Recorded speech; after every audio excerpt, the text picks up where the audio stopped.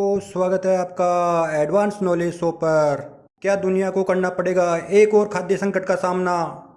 दोस्तों, दुनिया पहले ही एक बड़े खाद्य संकट का सामना कर रही है। डेली यूज की और खाने पीने की चीज़ों के दाम कई गुना बढ़ गए हैं। हमने पिछले महीनों में पाकिस्तान, इंग्लैंड, जर्मनी से लेकर कई कंट्रियों में इससे जुड़े विरोध प्रदर्शन देखे हैं। आखिर खाद्य संकट गहराने के क्या कारण हो सकते हैं? क्या रशिया यूक्रेन वार इसकी मेन वजह हो सकते हैं?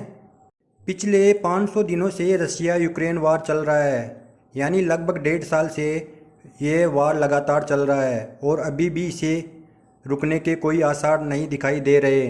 इस रशिया यूक्रेन वार के जिम्मेदार कौन है? अमेरिका, नाटो या यूक्रेन या फिर खुद रशिया? ये तो आने वाले समय में ही पता लगेगा कि थिंक टैंक कैसे एनालिसिस करते हैं इसको। तो आप कहोगे कि इस युद्ध से दुनिया का क्या लेना देना? दोस्तों, ज़रूर लेना देना है। आज की दुनिया में कोई भी कंट्री अकेली नहीं रह सकती। अगर किसी कंट्री को किसी भी चीज़ की ज़रूरत पड़ती है तो वह दूसरे देशों पर निर्भर रहती है।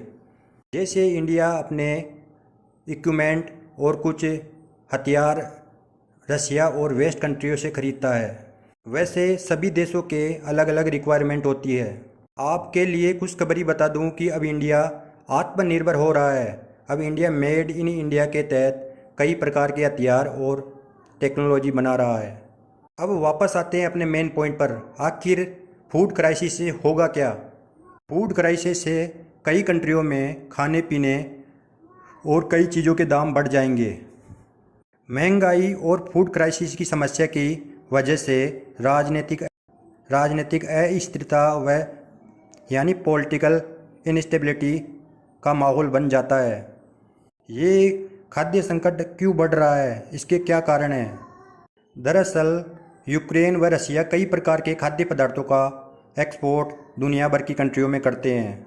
आपके नॉलेज के लिए बता दूं, अकेला यूक्रेन ही दुनिया भर के 40 करोड़ लोगों के लिए अनाज उगाता है। अर्थात यूक्रेन की इम्पोर्टेंस वर्ल्ड की फूड बास्केट जैसी है। यूक्रेन मेनली तुर्की, मिस्र, मोरक्को, इंडोनेशिया, पाकिस्तान व बांग्लादेश जैसे देशों को गेहूं और अनाज सप्लाई करता है।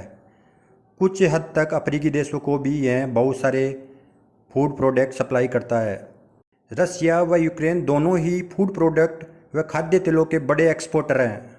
अर्थात ये दोनों कंट्रियां ही फूड एक्सपोर्ट के लिए जानी जाती है।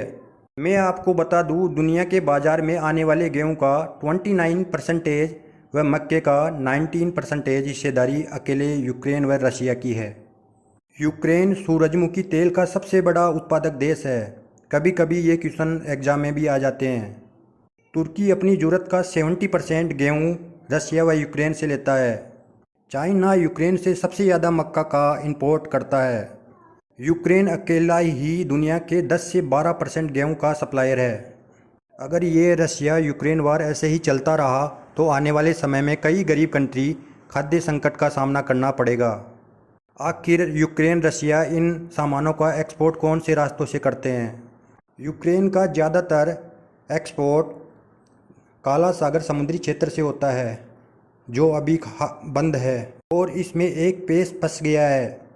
काला सागर क्षेत्र में दुनिया की बड़ी शक्तियों के बीच भू राजनीतिक मुकाबला चरम पर है। पिछले साल तुर्की, रशिया व यूएन ने मिलकर एक मीटिंग बुलाई थी और एक सामंजस्य तैयार किया था। पहले ये तीनों इस क्षेत्र से व्यापार में सहयोग कर रहे थे, लेकिन अब रशिया का कहना है कि अन्य देशों द्वारा समझौतों की शर्तों का पालन नहीं किया जा रहा और रशिया इस समझौते से बाहर निकल गया है। ऐसा लगता है पुतिन फूड क्राइसिस बढ़ाकर अमेरिका व यूरोप जैसे देशों पर दबाव डाल रहे हैं। यूक्रेन पर कब्जा करने की पुतिन की कोशिश लगातार फेल हो रही है। वहीं यूक्रेन को लगातार अमेरिका व नाटो देशों का सपोर्ट मिल रहा है। दोस्तों, पुतिन अपने राजनीतिक जीवन के कठिन दौर से गुजर रहे हैं। युद्ध लंबा खिंचता जा रहा है। रूस मानता है कि नाटो का विस्तार रशिया के लिए सीधा खतरा है। अब तो रशिया के पड़ोसी देश भी रशिया से डरने लगे हैं। हाल ही में रशिया का पड़ोसी फिनलैंड नाटो में शामिल हो गया है और स्वीडन भी इस कतार में लगा हुआ है। अब तो यूक्रेन रशिया पर बैकफायर कर रहा है। पिछले कुछ दिन पहले कैमरिन ब्रिज पर यूक्रेन द्वारा बहुत भीषण हमला किया गया।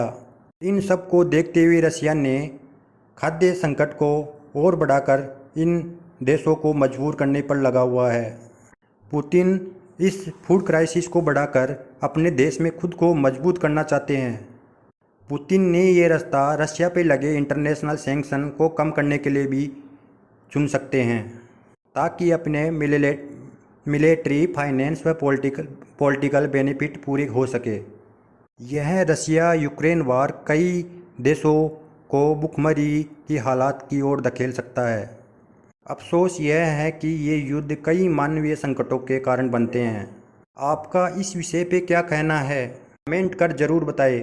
Thank you for watching my video. Thank you.